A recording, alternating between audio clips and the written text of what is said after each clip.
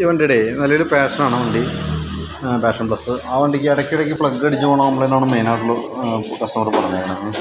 അപ്പോൾ നിലവിൽ നമ്മളതിൻ്റെ ഹെഡ് സിലിണ്ടറിൻ്റെ ഭാഗം നമ്മൾ അഴിച്ചു പോകുന്നുണ്ട്. അപ്പോൾ നിലവിൽ അതിൻ്റെ സിലിണ്ടറിനകത്ത് ആ അടിഭാഗത്ത് മാർക്ക് ചെയ്തേക്കണ ഭാഗത്ത് നല്ല രീതിയിൽ സ്ക്രാച്ചും കാര്യങ്ങളുണ്ട്. അപ്പോൾ അത് നമുക്ക് സിലിണ്ടറിനും പിസ്റ്റണിനും അതേപോലെ തന്നെ വന്നിട്ടുണ്ട്.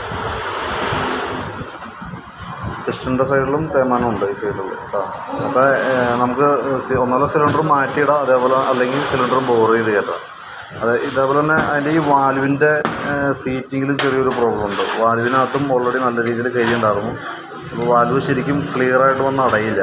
അപ്പോൾ ശരിക്കും ഈ കൂടുതലായിട്ട് പെട്രോൾ ഇറങ്ങിച്ചല്ല, പെട്രോൾ കത്താണ്ട് വരിക, അതൊക്കെയാണ് മെയിനായിട്ട് ഈ കറുത്ത പുകയുടെ ഒരു കംപ്ലൈൻറ്റായിട്ട് വന്നതിൻ്റെ ഒരു റീസൺ.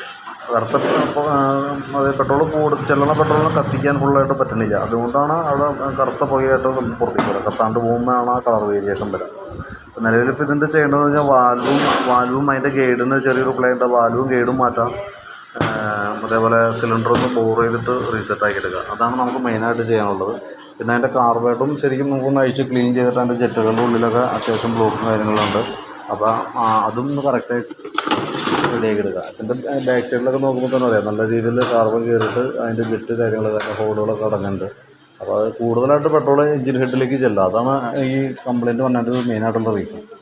അപ്പോൾ ആ പെട്രോളിനെ കത്തിക്കാനുള്ള ഇഗ്നീഷൻ അതിൻ്റെ ഉള്ളിൽ നടക്കില്ല. അപ്പോൾ അത് കത്താണ്ട് പുറത്ത് വരുന്ന ആ മിക്സർ കത്താണ്ട് പുറത്തേക്ക് വരുമ്പോൾ അതിൻ്റെ കളറിൽ വേരിയേഷൻ ഉണ്ടാവും. കൂടുതൽ കാർബൺ അതിനകത്ത് ഡെപ്പോസിറ്റിങ്ങും വരും. അപ്പോൾ ഇതിന് ചെയ്യാവുന്നൊരു കംപ്ലയിൻറ്റ് ഇതാണ്. ഓക്കെ.